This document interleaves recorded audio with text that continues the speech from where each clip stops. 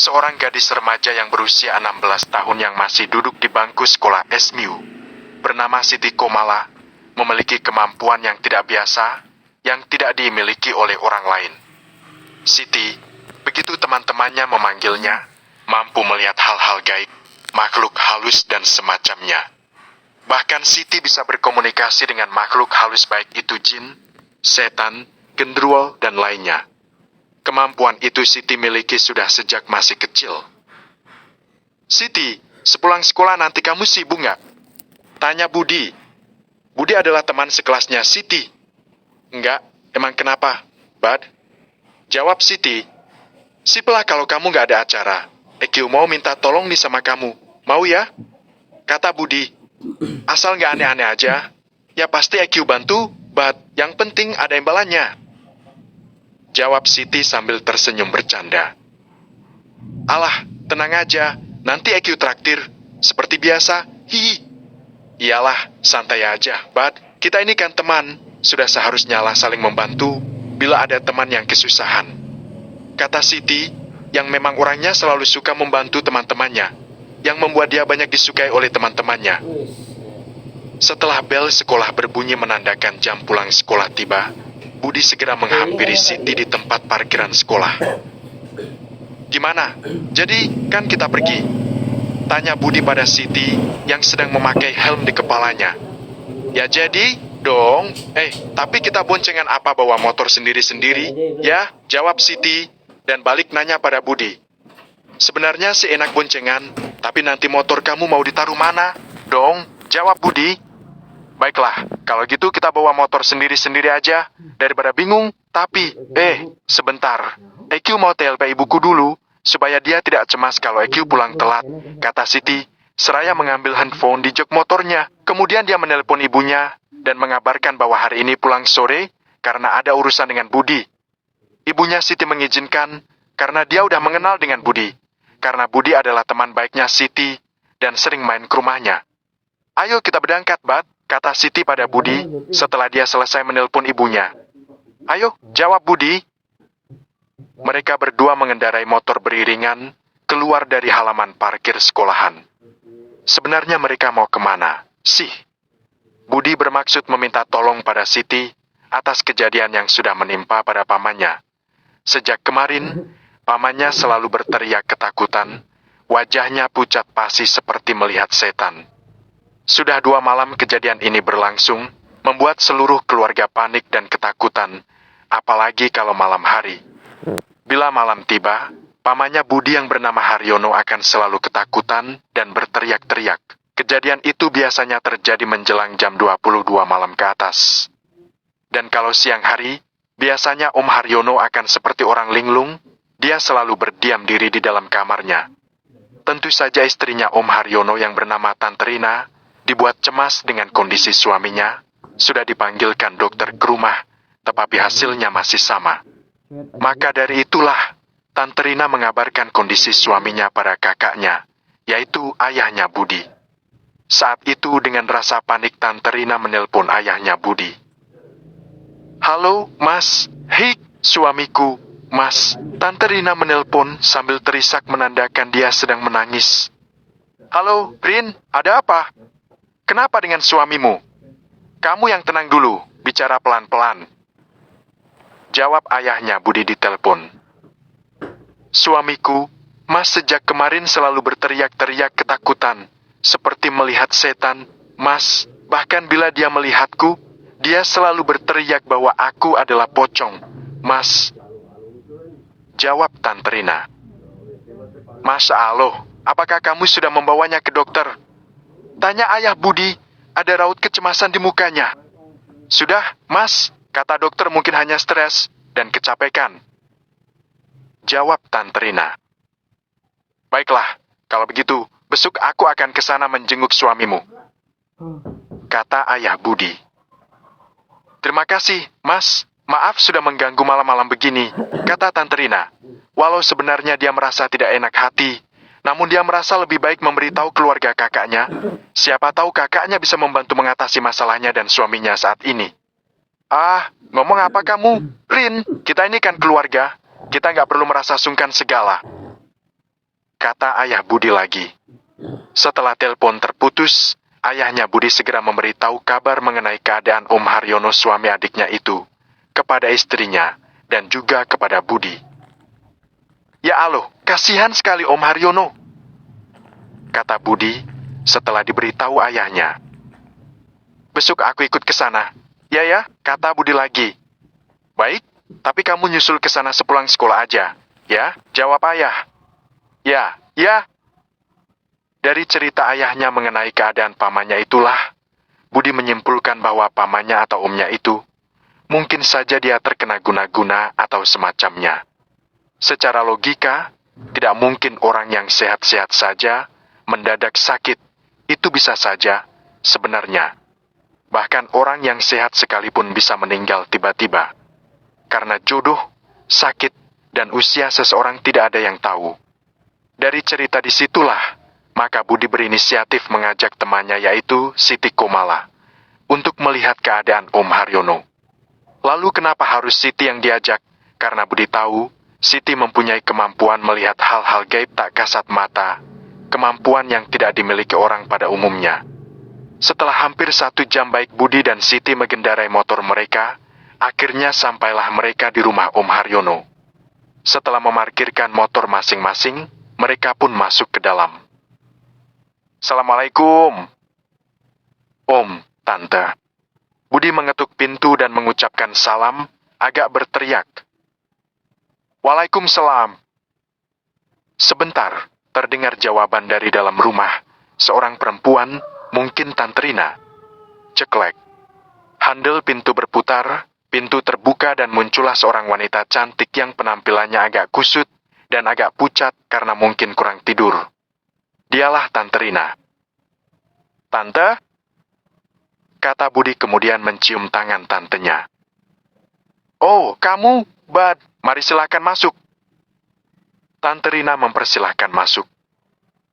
Makasih, Tan. Oh ya, kenalin ini teman saya Siti. Sengaja saya ajak kemari, Tante. Kata Budi lagi. Siti yang sedari tadi diam, segera mengulurkan tangannya pada Tante Rina. Nama saya Siti, Tante, temannya Budi. Siti mengenalkan dirinya. Saya Tante Rina, tantenya Budi. Mari silahkan masuk. Ajak Tante Rina pada Budi dan Siti. Sambil berjalan masuk, Budi bertanya tentang keadaan omnya, dan Tante Rina menjawab semuanya dengan perasaan sedih dan juga cemas. Sementara Siti begitu menginjakkan kaki di dalam rumah, dia segera merasakan hawa mistis di rumah ini. Tampaknya rumah ini sedang diserang kekuatan jahat dan guna-guna. Siti membatin sendiri. Siti segera menggunakan kekuatannya untuk menerawang dan melihat keadaan yang terjadi di rumah tantenya Budi ini. Dia menahan nafasnya sejenak, lalu memusatkan pikirannya, sambil berjalan mengikuti langkah Budi dan juga Tante Rina dari belakang. Dan benar, dugaannya. Ternyata, rumah ini sedang dalam pengaruh kekuatan jahat atau guna-guna. Dalam terawangannya, dia melihat bekas-bekas makhluk halus di rumah ini. Makhluk halus sebangsa jin jahat yang dikirim oleh dukun ilmu hitam untuk menyerang penghuni rumah ini. Namun para makhluk halus itu sudah ditarik kembali oleh sang dukun, dan kemungkinan akan dikirim kembali ke rumah ini nanti malam. Biasanya para dukun ilmu hitam akan menyerang dan meneror targetnya pada malam hari, karena di malam hari pergerakan jin, setan, dan makhluk halus bergerak bebas dan leluasa, tidak seperti di siang hari. Tante Rina, Siti dan Budi tiba di depan kamarnya. Silakan kalian masuk dulu, biar Tante buatkan minum sebentar, kata Tante Rina pada Budi dan Siti. Gak usah repot-repot, Tante. Siti berujar. Guna-guna. Setelah Budi dan Siti sampai di dalam kamar Om Haryono, ternyata ayahnya Budi sudah ada di dalam bersama mamanya Budi. Budi segera mendekati ayahnya yang sedang berada di dekat Om Haryono yang sedang tidur, lalu bertanya pada ayahnya. "Gimana keadaannya, Om, ya?" tanya Budi. "Dia sedang tidur, kata tantemu memang kalau siang begini.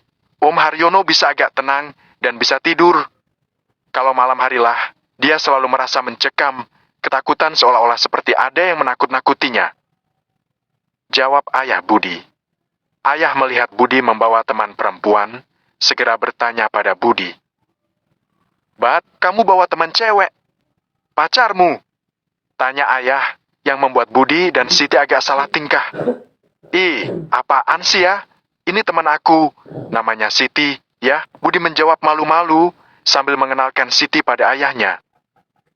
Siti pun mengulurkan tangannya dan mengenalkan dirinya pada ayahnya Budi. "Saya Siti, Om, teman sekelasnya Budi." Siti menjabat tangan ayahnya Budi, dan juga ibunya bergantian. Ibunya yang sedari tadi diam, lalu bertanya pada Budi. "Kok kamu bawa teman, Bat? Cewek lagi?" Ibu bertanya dengan agak keheranan. Belum juga Budi menjawab pertanyaan ibunya, Tante Rina masuk kamar sambil membawa nampan berisi minum dan juga cemilan ringan buat tamu-tamunya. "Silakan diminum, Nak Budi dan Siti. Maaf, cuma seadanya," Tante Rina mempersilahkan. "Terima kasih, Tan. Tidak perlu repot-repot gini. Kita malah jadi merasa gak enak. Soalnya Tante kan lagi kesusahan gini," Budi yang menjawab. Kemudian, Budi pun menjelaskan tentang kecurigaannya, tentang penyakit Om Haryono, dan mengapa dia datang dengan mengajak temannya, yaitu Siti. "Gini loh, ya, Ibu dan Tante, sebelumnya mohon maaf apabila saya terlalu lancang, Tan. Saya rasa penyakit Om Haryono bukan penyakit biasa," jelas Budi, yang tentu saja membuat ayah, ibu dan juga Tante Rina merasa agak bingung dengan penjelasan Budi barusan. "Maksud kamu gimana? Bat, jangan bercanda, kamu," tanya ayah Budi. "Ya, maksudnya bukan penyakit biasa itu gimana, Bat? Kamu jangan menakut-nakuti Tante, Bat." Tante Rina menimpali. "Bat, kamu jangan mengada-ada. Ya ini situasi yang tidak main-main loh." Ibunya ikut bicara. Men, gimana kalau kita bicaranya di luar kamar aja, ya? Takutnya nanti mengganggu tidurnya Om Haryono, kan? Kasihan karena tiap malam kan selalu ketakutan dan gak bisa tidur," kata Budi, sambil mengajak semua keluar kamar. "Kamu benar, Bat. Ayo kita keluar, Bu, supaya tidak mengganggu istirahat Om Haryono." Ayah Budi membenarkan, serta mengajak Tante Rina dan juga Siti. Setelah semua keluar kamar dan duduk di sofa ruang tamu, Budi lalu mengutarakan maksud perkataannya di kamar tadi. "Coba jelaskan perkataanmu tadi, Bat." Ayah gak sabar. "Gini, ya, saya rasa Om Haryono ini terkena guna-guna," jawab Budi langsung, yang tentu saja membuat ayah, ibu dan juga Tante Rina kaget bukan kepalang. "Ngaco kamu, Bat. Mana ada zaman sekarang hal-hal semacam itu," kata ayah, gak percaya dengan penjelasan Budi. "Iya, Bat, benar kata ayahmu.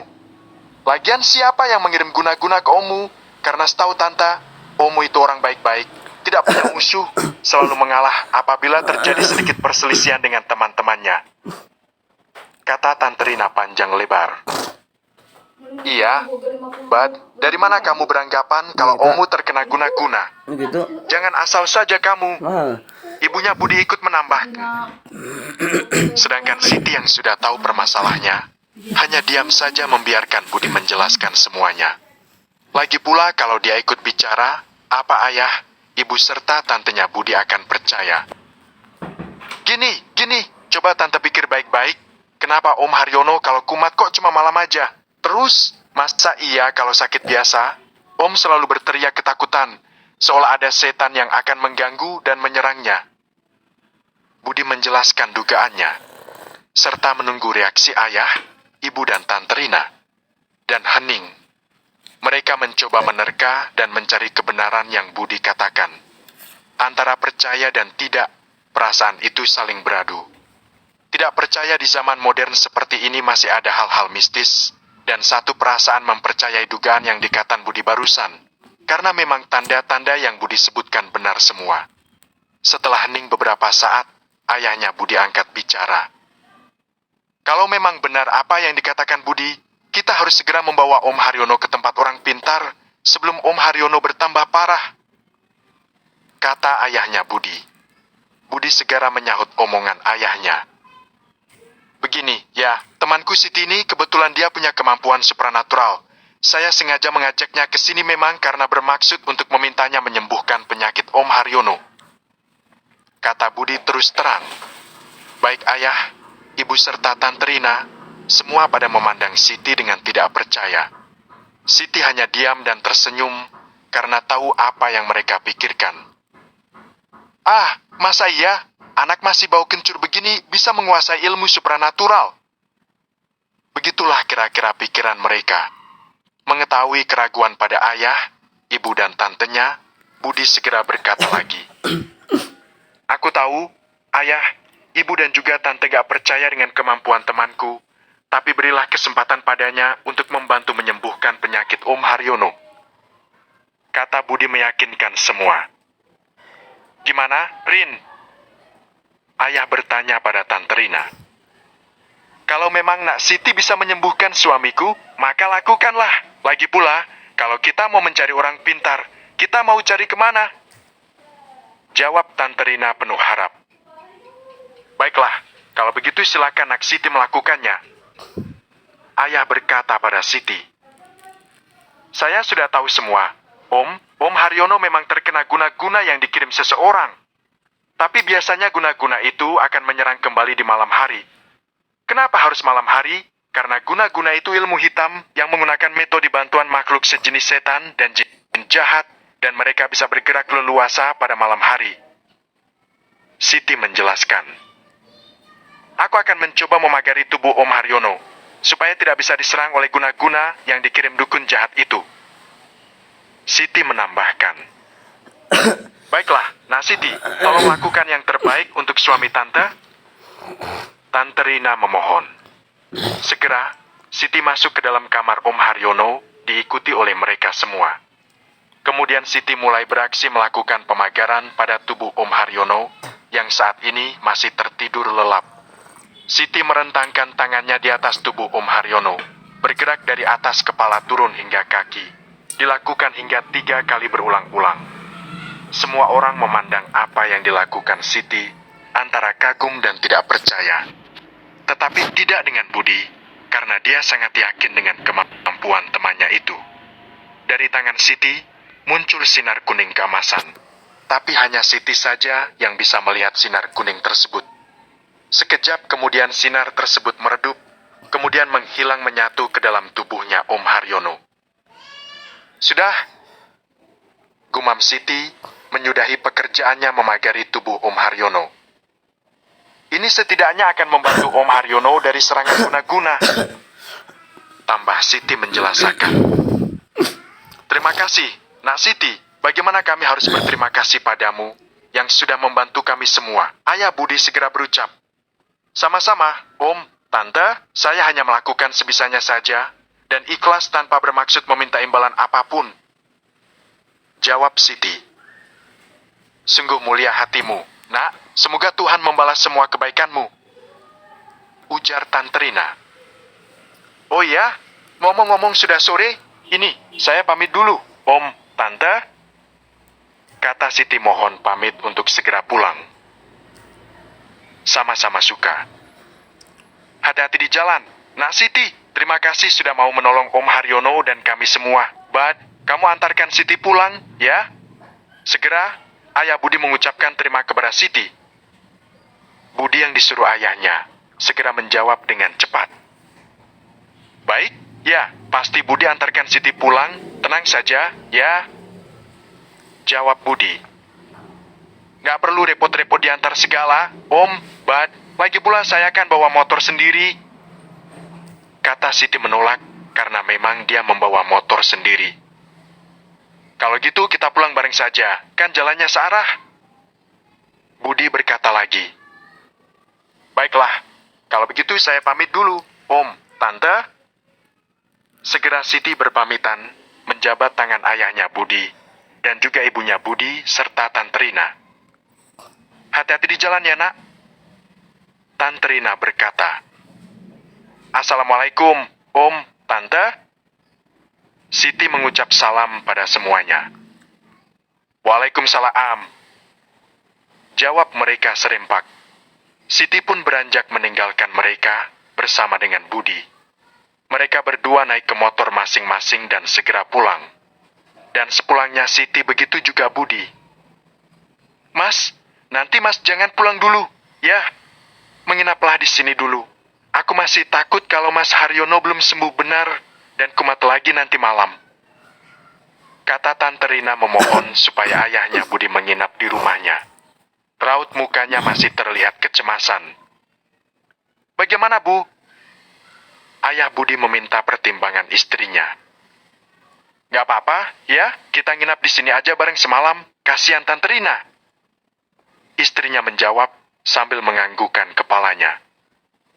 Biar nanti Ibu telepon Budi, memberitahu kalau kita menginap di sini dulu. Kata Ibu Budi lagi.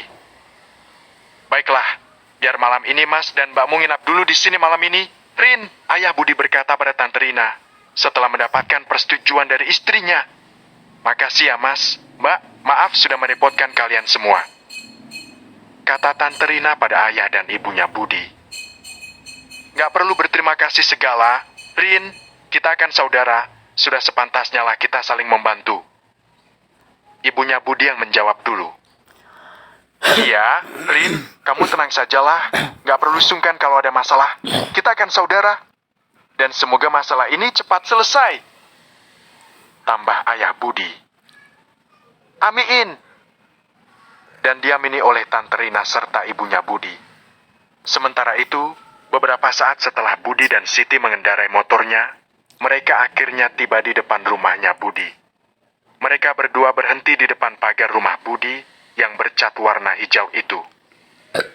Mampir dulu, sayang. Kata Budi pada Siti sambil senyum-senyum. Sayang mbahmu, sejak kapan aku jadi sayangmu? Kata Siti sambil tersenyum malu. Lah, gimana kalau sejak sekarang aja? Kata Budi. Tersenyum sambil menaik turunkan alisnya. Siti menunduk malu-malu karena digoda oleh Budi. Sebenarnya mereka berdua memang sama-sama saling menyukai, namun mereka sama-sama gengsi atau apa, tidak ada yang mau mengatakan atau mengungkapkan terlebih dulu. Namun mereka berdua juga sama-sama mengetahui bahwa mereka saling memiliki perasaan suka.